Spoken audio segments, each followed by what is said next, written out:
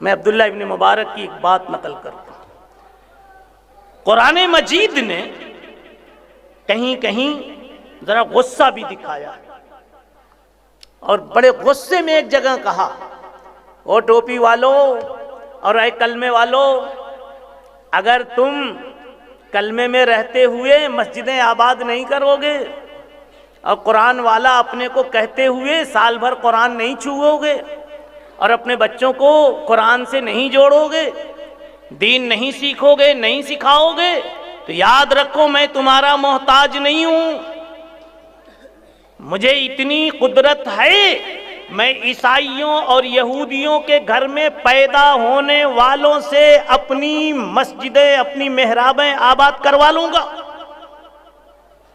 اپنی اذانیں دلوا دوں گا، کفر کے پجاریوں کو تکبیر کا نعرہ بلند کرنے والا بنا دوں گا، اور کر چکے ہیں اللہ۔ وَإِن تَتَوَلَّوْا، قرآن میں ہے غصے کی آیت، وَإِن تَتَوَلَّوْا يَسْتَبْدِلْ قَوْمًا غَيْرَكُمْ، اگر تم نے منہ پھیرا اور تم نے ان درسگاہوں کی حفاظت نہیں کی،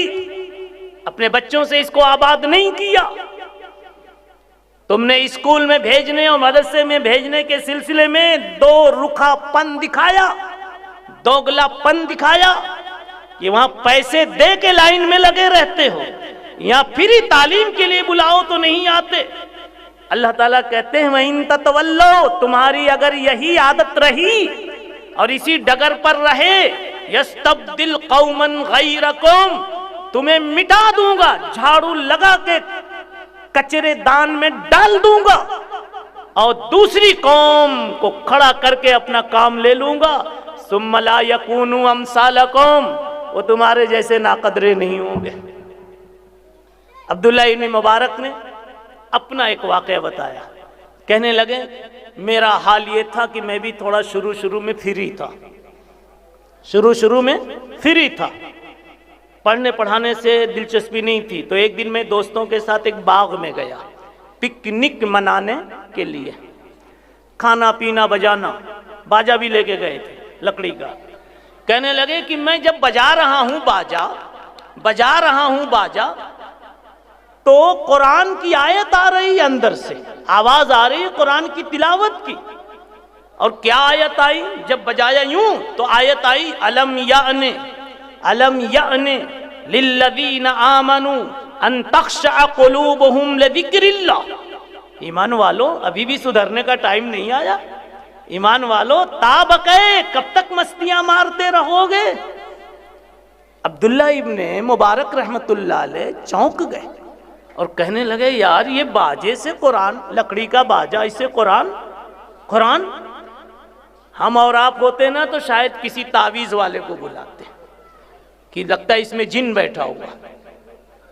لیکن عبداللہ ابن مبارک نے وہاں سے ایک سبق لیا،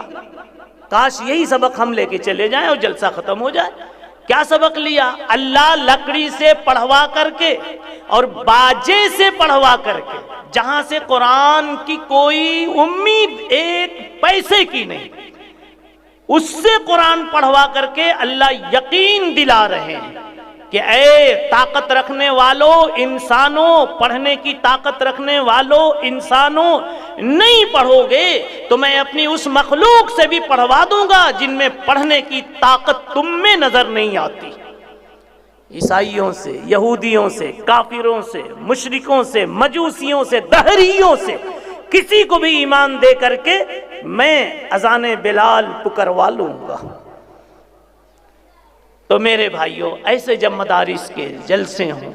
تو جیسے آپ بڑی دلچسپی کے ساتھ آئے، میں بڑی خوشی محسوس کر رہا ہوں، اسی لیے اتنا ذرا زور سے بھی میں نے بول دیا۔ میں تو سمجھ رہا تھا خالوہ ایک دیہات میں ہے، اسی حساب سے تھوڑے لوگ آئے ہوں گے، مگر تعلیمی معیار بھی مجھے بڑا اچھا لگا، بچوں کے انداز بیان سے ایسے بچہ بول رہا تھا، اور جہاں آواز بلند کرنی وہیں آواز بلند کر رہا ہے، اور نظم میں بھی ایک یوں اٹھا رہا ہے سب پڑھو، ہے اتنا بڑا بچہ۔ تو اس سے مجھے سمجھ میں آیا کہ یہاں پڑھانے والے اساتذہ بھی کوئی کم نہیں ہیں، ماشاءاللہ، آفتاب اور ماہتاب کی طرح مشاق نظر آ رہے ہیں۔